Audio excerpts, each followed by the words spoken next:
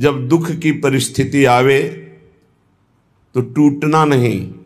कोई ऐसा अद्भुत मंगल विधान है आगे जो आप देख नहीं पा रहे हैं, चुपचाप राधा राधा राधा कहते हुए निकल चलो। ये दुख का मार्ग आता है, सबके जीवन में आता है, लेकिन सहनशील ही आगे बढ़ पाता है, नहीं तो अश्रद्धा कर देता है। अश्रद्धा करने से प्रभु में कोई फर्क नहीं पड़ता, आप में फर्क पड़ जाएगा। यदि श्रद्धा करके दुख भोगते हुए निकल जाओगे तो आगे की जो फसल है बहुत जोर की आनंद देने वाली है। दुख में राधा, सुख में राधा। अगर सुख है, तुम्हें लौकिक संपत्ति प्राप्त हो रही, तुम्हारी मनोकामनाएं पूर्ण हो रही, तो भूल मत जाना ये सब यहीं धरा रह जाएगा। तुम्हारा बैंक बैलेंस, तुम्हारी जमीन, तुम्हारा परिवार, तुम्हारा यश कीर्ति प्रतिष्ठा, ये तुम्हारे साथ जाने वाला नहीं। इसलिए सुख में फूल मत जाना, अहम मत कर लेना कि प्यारी जू के चरणों का विस्मरण हो जाए, ऐसा ना हो। दुख में राधा, सुख में राधा, मुख में राधा, उर्चित में राधा। हमारे हृदय में, हमारे चित्त में और हमारे मुख में राधा ही राधा। ये अनन्यता बहुत बड़ी सिद्धि है। ललित किशोरी उत राधा, जित देखूं मैं तित तित राधा। ललित किशोरी जी कह रहे, मैं जिधर देखती हूं मेरी स्वामिनी दिखाई देती है, जिधर दृष्टि जाती है मंद मंद मुस्कुराती हुई अनंत बिजलियों की सी कांति गोरे चरणारविंद में रचा हुआ महावर, अपने प्रीतम को गलबहियां दे हुए गैंदनी की भांत मलकती हुई हमारी प्यारी जो आ रही। पद रज तज किम आस करत हो, जोग यज्ञ जप साधा की। सुमिरत होत सुख आनंदती, जर न रहत दुख बाधा की। ललित किशोरी शरण सदा रहु, शोभा सिंधु अगाधा की। परब्रह्म गावत जाको जग, झारत चरण रेणु श्री राधा की। आहा, कितना बढ़िया सौभाग्य मिल गया है कि राधा किशोरी के चरणों की शरणागति और उनकी कृपा, उनकी चरण रेणु में रहने का सौभाग्य। उनके चरण आश्रित हैं, गर्व से हम कह सकते हैं हम श्री श्यामा जू के बल अभिमानी। अब हमको जोग से, यज्ञ से, विविध प्रकार के अनुष्ठानों से कुछ प्राप्त नहीं करना। मुख में राधा और चित्त में राधा, राधा राधा राधा, इसी से सब हो जाएगा। हे अज्ञानी जीव, जिनका धर्म में प्रवेश नहीं है तो वैदिक सिद्धांतों की बात क्या, जहां वेद भी नेति नेति कहते हैं, उस प्रेम की बात क्या जानेंगे। और प्रेम समुद्र का सार श्री राधा किशोरी को क्या जानेंगे। जब तक श्री जी की निज परिकर का संग नहीं, तब तक ये रंग नहीं समझ में आएगा। सुमिरत होत सुख आनंदयति, जर न रहत दुख बाधा की। जो सदैव राधा राधा राधा ऐसा सुमिरन करते हैं, एक दिन अद्भुत आनंद और दुख की जड़ ही खत्म हो जाती है। आवागमन जिस अविद्या के कारण, जिस अहंकार के कारण होता है, स्वामिनी जी की कृपा से वो नष्ट हो जाता है। ललित किशोरी शरण सदा रहो, शोभा सिंधु अगाधा की। परब्रह्म गावत जाको जग, झारत चरण रेणु राधा की। परब्रह्म परमात्मा भगवान श्री कृष्ण, हमारी प्यारी जो यहां से पधारेंगी तो सोहनी करते हैं, पुष्पों के पावड़े डालते हैं, जिनकी चरण रेणु झारते हैं स्वयं परब्रह्म परमात्मा, जिनका नाम जपते हैं, जस गाते हैं, उन राधा की जो शरण में है और राधा नाम गाते हैं, अपार आनंद की प्राप्ति। दुख का जड़, दुख की जड़ क्या है? अविद्या, देहाभिमान, अज्ञान, इसी का नाश हो जाता है।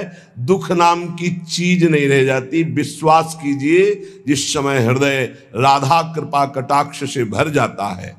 इसलिए उपासक को सदैव नाम जप करते हुए प्यारे जू की शरण में रहना चाहिए।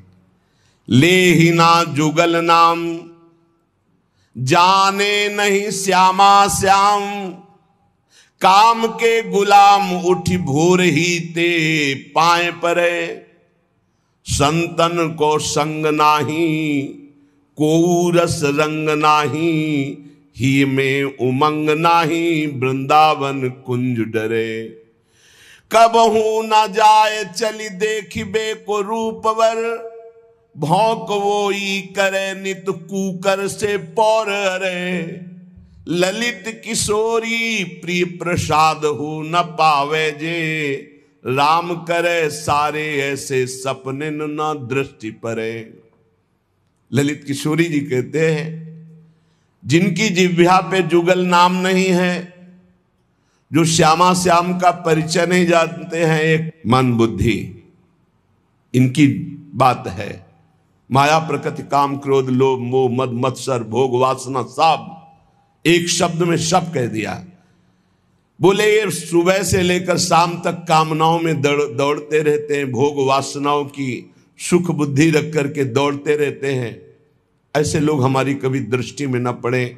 हे प्रभु, जो आपका नाम जप नहीं करते, आपसे संबंध नहीं रखते, आपका परिचय नहीं जानते, संतन को संग नाही, को रस रंग नाही। जो संतों का संग नहीं करते, जिनमें किसी भी प्रकार का भाव भक्ति नहीं है, न दास्य है, न सख्य है, न वात्सल्य है, न कांता है, न सहचरी भाव है, ही में उमंग नाही, वृंदावन कुंज डरे। हृदय में उनके उमंग नहीं कि चलो वृंदावन चलते, रजरानी में लोट लगाएंगे, परिक्रमा देंगे, सत्संग सुनेंगे, नाम कीर्तन नाम जप करके जीवन कृतार्थ करेंगे। कब हो न जाए चली देखिबे को रूपवर, कभी पैरों से चल करे नहीं, चलो राधा रमण जू के दर्शन करते हैं, राधा वल्लभ जू के, बाके बिहारी जू के। भौंक वो ई करे नित कूकर से पौर अरे, बस व्यर्थ की बातें बोलते रहते हैं। और जैसे दूसरे के टुकड़े के लिए कुत्ता ललचाता रहता है, ऐसे दूसरे शरीरों के भोग के लिए ललचाते रहते हैं। ललित किशोरी प्रिय प्रसाद हो न पावे जो अपने प्रिया प्रीतम का प्रसाद कभी नहीं पाया, कभी कृपा कटाक्ष नहीं पाया, सुमिरन में नहीं लगे, संतों का संग नहीं किया, तो राम करे सारे ऐसे सपने न दृष्टि परे। कोई भी हो, हे भगवान ऐसी कृपा करो कि ऐसे लोगों का संग स्वप्न में भी न हो जो आपसे विमुख है। भगवत सन्मुखता और भगवत प्रेम प्राप्ति के लिए ये महापुरुषों ने 7 सूत्र बताए हैं। पहला है, ये सब में होना चाहिए, चाहे वो गृहस्थ हो चाहे विरक्त। भोगों में वैराग्य की स्थिति, अगर ये नहीं तो यहीं से सब फेल है। ज्ञान वही सार्थक होता है जो शास्त्र से सुना गया, पढ़ा गया, संतों से सुना गया, उस ज्ञान का प्रयोग किया जाए। जब हम श्रद्धा पूर्वक श्रवण करते हैं, शास्त्र पठन करते हैं, सत्संग सुनते हैं, तो हमें ज्ञान होता है। तो श्रद्धावान लभते ज्ञानम तत्परा संयतेन्द्रिया। उस ज्ञान जानकारी का फल हुआ कि हम अपनी इंद्रियों को संयमन करें, इंद्रियों को जो भोगों की तरफ जा रहे हैं उनसे हटाएं, भोगों से वैराग्य धारण करें।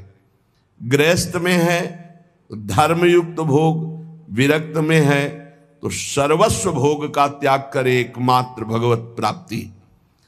भोगों से वैराग्य, बहुत यही पहले ही सूत्र में सब ढेर हो जाते हैं। भक्ति, ज्ञान, अष्टांग योग, कर्म योग, जितने भी योग हैं ये सब वैराग्य की नींव पर टिके हुए हैं। अगर वैराग्य नहीं है, परम पूज्य श्री सद्गुरुदेव भगवान के साथ गिरिराज जी की परिक्रमा लगा रहे थे, जब पूज्य पंडित गया प्रसाद जी की समाधि आई, बोले आओ चलो बैठते हैं। हाँ बैठे। बोले जानते हो इनके हृदय में इस कोटि की स्थिति कैसे आई? जो 43-45 वर्ष की अवस्था में वैराग्य धारण कर रहे हैं और इस कोटि के महात्मा की सचल गिरिराज जी कहे गए, ऐसा जानते हो क्यों हुआ? कम समय में बहुत ऊंचाई प्राप्त की। बोले वैराग्य। गुरुदेव भगवान कहते वैराग्य, इस शब्द से तो अब तो किसी का परिचय ही नहीं लग रहा है। कोई बिरला वैराग्य शब्द से परिचय, नहीं तो वैराग्य का भी दिखावा दंभ हो रहा है। शुद्ध वैराग्य, भगवत प्राप्ति के मार्ग के उपासक को शुद्ध वैराग्य। वैराग्य किसी भी वस्तु, व्यक्ति, स्थान में जो भोग्य वस्तु है, हमारे अंदर भोग वृत्ति ही ना रह जाए उसे वैराग्य कहते हैं। भोगने की इच्छा ही ना रह जाए उसे वैराग्य। और ये होता है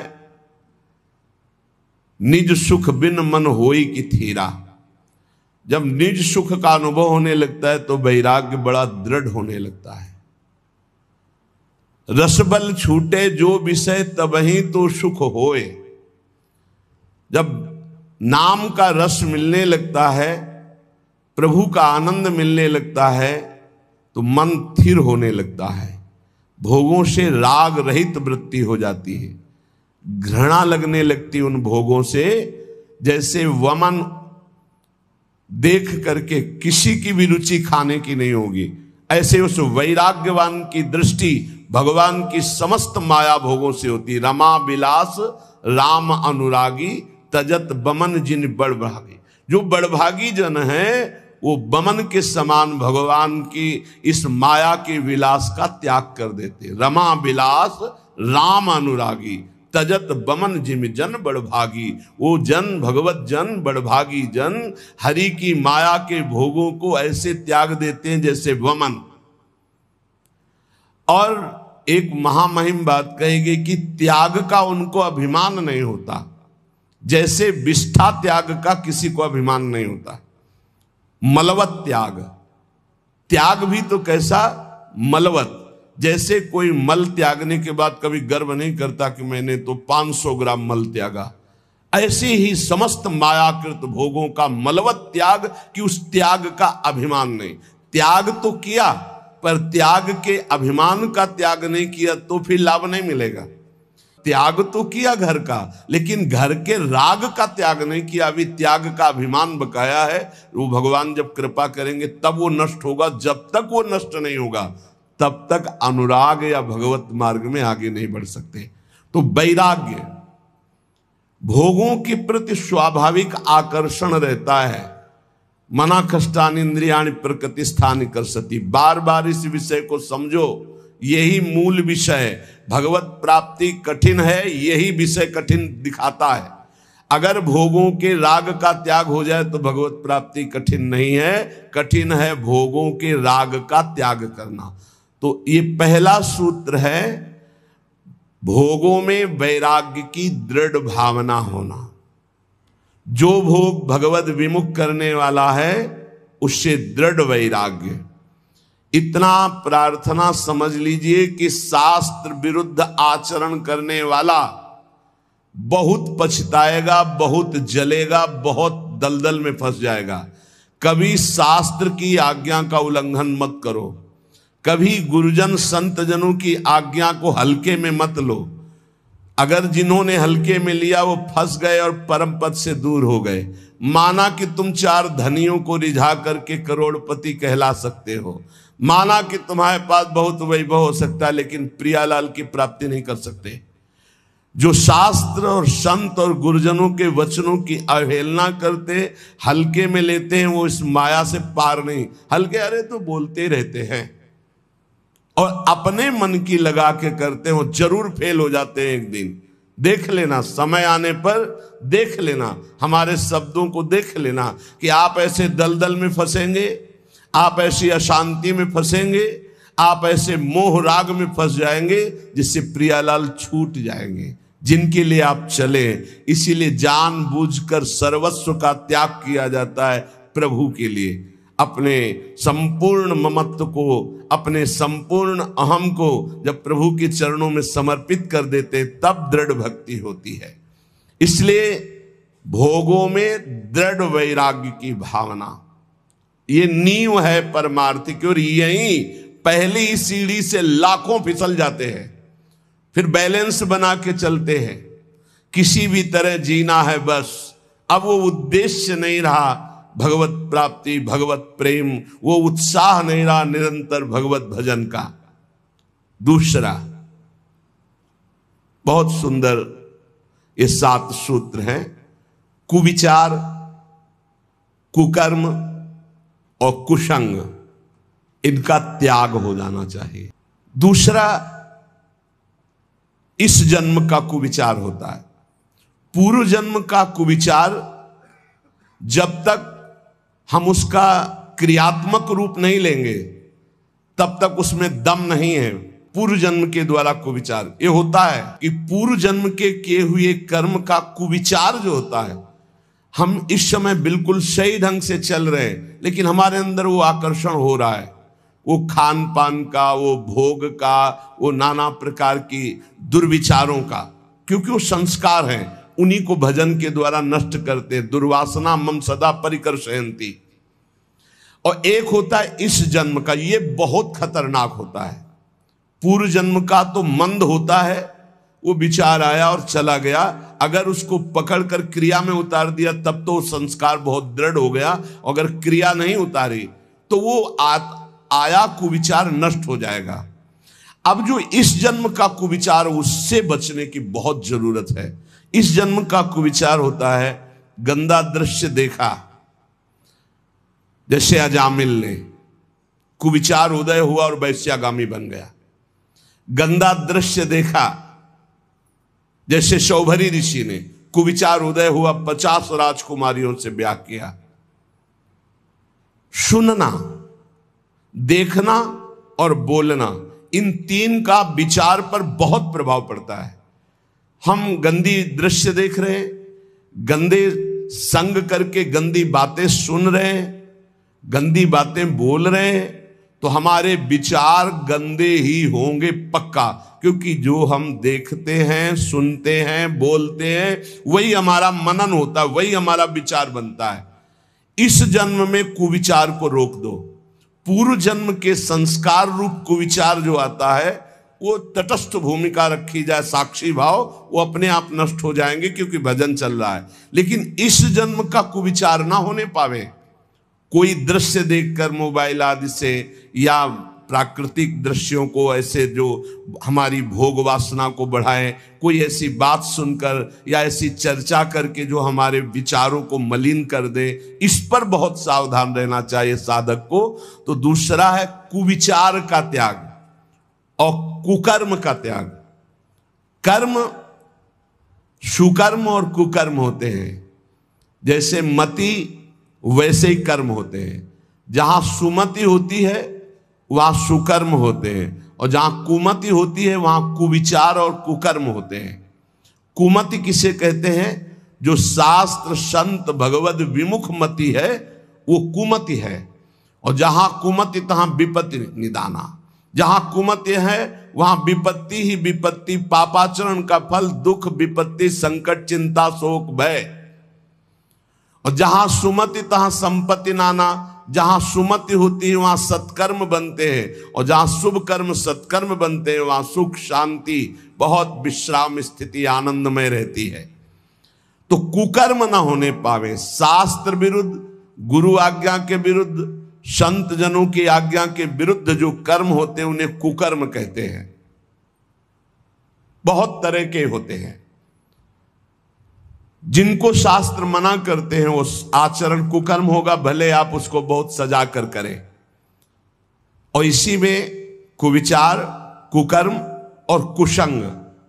कुसंग दो प्रकार का होता है, एक वृत्ति का होता है, एक व्यक्ति का होता है। व्यक्ति का कुसंग उतना हानिकारक नहीं हो सकता जितना वृत्ति का कुसंग होता है।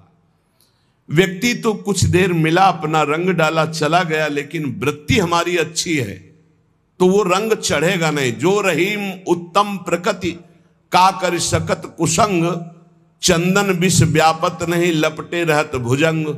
लेकिन जो वृत्ति का कुसंग है, अंदर जो हमारे गलत बात चल रही, गलत कामना चल रही, भोग भोगने की इच्छा का विचार चल रहा है, वो बहुत खतरनाक है।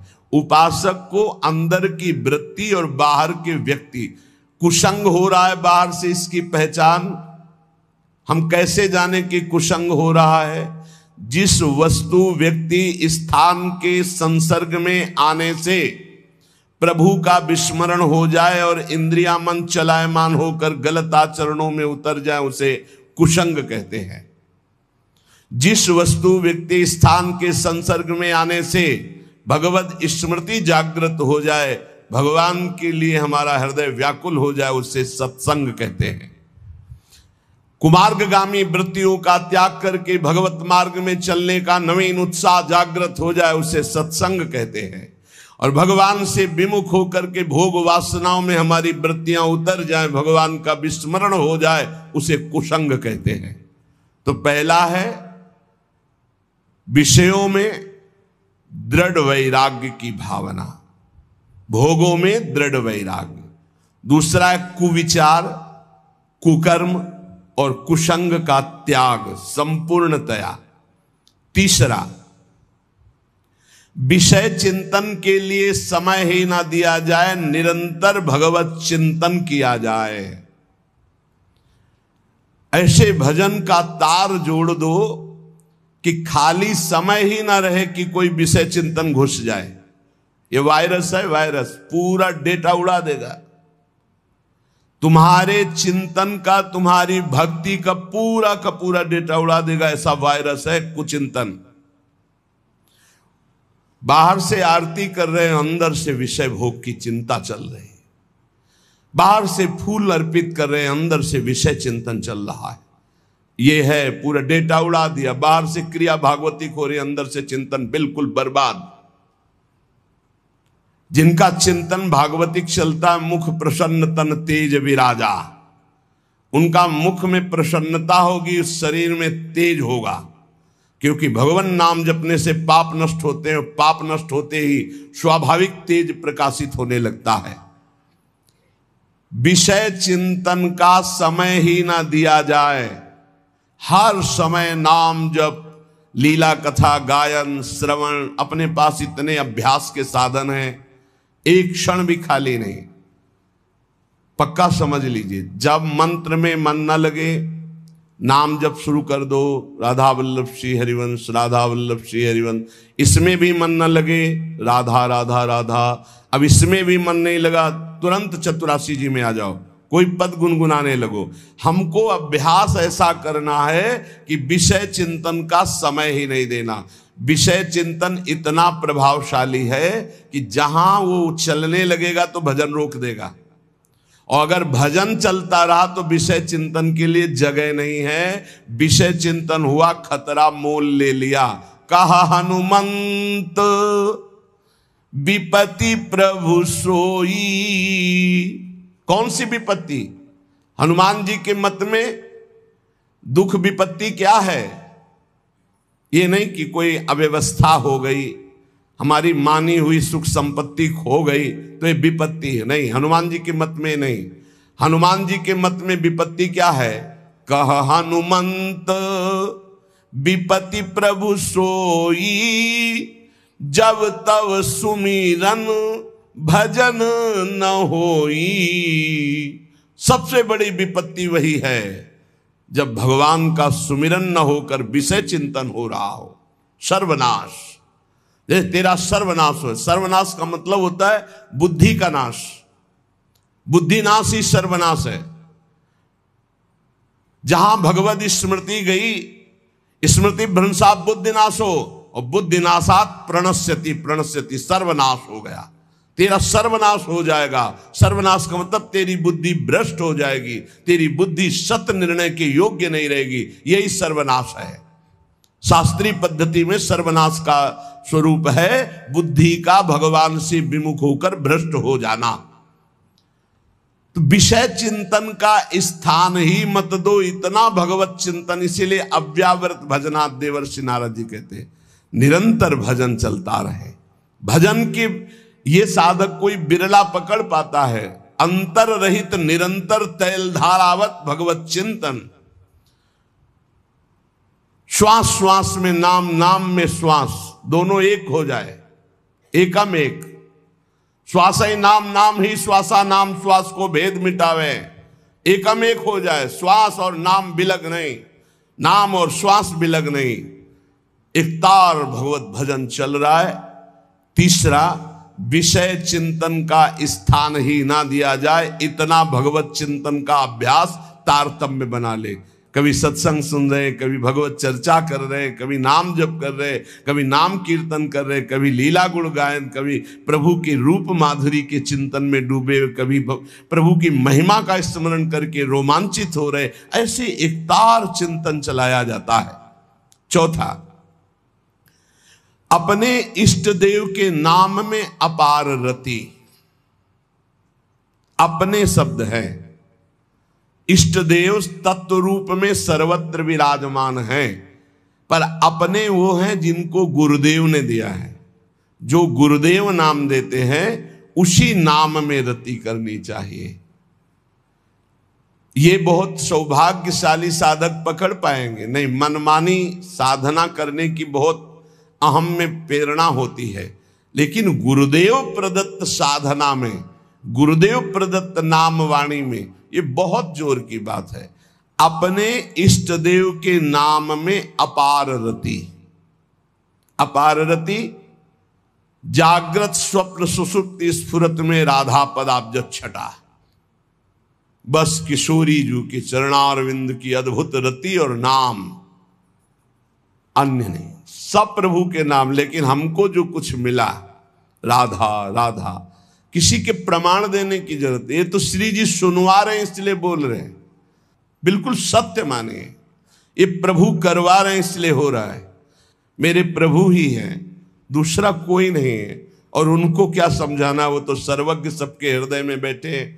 आप जानो ना जानो, गुरु प्रसाद से इतना तो पता चली गया है कि इन सब मंदिरों में केवल भगवान ही बैठे हैं। चाहे जड़ मंदिर हो, चाहे चैतन्य मंदिर हो, एकमात्र प्रभु। तो अब वो आज्ञा किए हुए हैं, इसलिए चर्चा हो रही है। ये हमारा जीवन है, तुम बोलो ना बोलो, ये हमारा प्राणाधार है, हमारा सर्वस्व है। और जिन साधनाओं का तुम्हें परिचय नहीं, वो साधना करके हमको ये राधा नाम मिला है, और तुमको फिर ही सुनने को मिल रहा है। इसलिए तुम्हें विश्वास पता नहीं कितना है। हमारा तो जीवन है, प्राण है, ना नर्क स्वर्ग अपवर्ग की कोई त्रास या चाह है। ये बस नाम न छूटे, जो गुरुदेव ने दिया, ये नाम न छूटे। पांचवा, अपने इष्ट के गुणगान में, अपने इष्ट की महिमा में, अपने इष्ट के पावन चरित्रों में दृढ़ आसक्ति हो जानी चाहिए। जहां हमें प्रिया प्रीतम की बात सुनने को मिले, जहां हमें इष्ट के सिद्धांत, इष्ट के सेवा पद्धति, वही हमारे कान लगने चाहिए। ऐसा सत्संगी इस रस का रसास्वादन नहीं कर सकता कि जहां मन आया वहां सुन रहे हैं, जो मन आया सुन रहे हैं। हमें जब दिल्ली जाना नहीं तो हमें किलोमीटर गिन के क्या करना है? हमें बिहारी जो जाना है, हमें राधा वल्लभ जो जाना है, हमें अपने मार्ग को देखना है। इष्ट मिले और मन मिले, मिले भजन रस रीति, तहा निसंको है मिलिए तासो की जय प्रीति। हमें जाना है दास दासो हम के मार्ग में, और सुने हम अहम ब्रह्मास्मि की पूरी चर्चा, तो हमारे किस काम में आएगी? वो मार्ग ही हमारा नहीं है। अपने मार्ग को पहले समझे। हमें जाना है प्रिया प्रीतम के पास, और वो है इधर, और हम भागना इधर, खूब दौड़ना शुरू कर दे तो कभी जिंदगी में नहीं पहुंच पाएंगे। अपने मार्ग में चले, अपने आराध्य देव के गुण चरित्र लीला श्रवण करने का आसक्ति का भाव रखे। प्रियालाल की जहां जहां पिय की बात सुने खोजत तिन गयनन, इधर इस रास्ते में चलने पे प्रियालाल का यश सुनने को मिलेगा, उसी रास्ते में भागता हुआ जा रहा है, प्रियालाल की चर्चा सुनने को मिलेगी। छठवां, सत्संग और स्वाध्याय। सत्संग उसी संत का, आप जिसकी आराधना करते हैं उसकी आराधना में परिपक्व स्थिति उसकी हो, सत्संग तभी लाभ देगा। जहां अर्थ की प्रधानता करके भगवत चर्चा की जाती है, मान प्रतिष्ठा की प्रधानता करके भगवत चर्चा की जाती है, उस भगवत चर्चा का प्रभाव नहीं पड़ता है, बिल्कुल नहीं पड़ता है। वो ऐसा प्रभाव पड़ सकता है कि आप भी सुन करके वही बात सुना दे, नहीं। जब वक्ता का उद्देश्य श्री कृष्ण और श्रोता का उद्देश्य श्री कृष्ण आराधना के लिए ही भले सकामता हो, पर श्री कृष्ण आराधना के लिए, परिवार श्री कृष्ण है, हमारा कर्तव्य श्री कृष्ण के लिए है, तो हे श्री कृष्ण साईं इतना दीजिए जामे कुटुंब समाए, मैं भी भूखा ना रहूं और साधु न भूखा जाए, चलो ऐसी कामना करके, तो वो श्रोता और वक्ता दोनों परम पद के अधिकारी होते हैं। भगवान की चर्चा अर्थ प्रधानता का भाव लेकर या मान प्रतिष्ठा का भाव लेकर फिर वो रंग नहीं लाएगी। सत्संग उसी में स्वाध्याय, उसी ग्रंथ का नित्य स्वाध्याय करे जो इष्ट की प्रीति बढ़ाता है। हर वृत्ति अपने इष्ट से जुड़ जाए उसे योग कहते हैं। परमात्मा में चित्त वृत्ति का पूर्ण रूप से समाहित हो जाना, स्थिर हो जाना, इसे योग कहते हैं। अगर शारीरिक क्रिया केवल योग की जाए तो शरीर स्वस्थ रहेगा, लेकिन मन अस्वस्थ रहेगा, क्योंकि मन विषयों का चिंतन करने वाला है और विषय दुख योनया है, तो विषयों का चिंतन करने वाला मन अशांत रहेगा। इसलिए विषय चिंतन त्याग करके बार बार मन को अपने इष्ट में लगाएं, प्रभु में लगाएं, तो सच्चा योग हो जाएगा। तेषाम सतत युक्तानाम भजताम प्रीतिपूर्वकम ददामि बुद्धि योगम तम येन माम उपयांति। तो हम अपने अनुकूल जो इष्ट की भावना को बढ़ाता चला जाए, ये हमारे अनुकूल है। हमारे अनुकूलता किसको लेकर के है? श्री कृष्ण अनुकूल लेना, श्री प्रियानुकूल लेना, आराध्य देव के अनुकूल। तो हम ऐसे ही ग्रंथों को पढ़ें, ऐसे ही सिद्धांतों को समझें जिससे हमारे इष्ट की प्रियता बढ़े। सत्संग और स्वाध्याय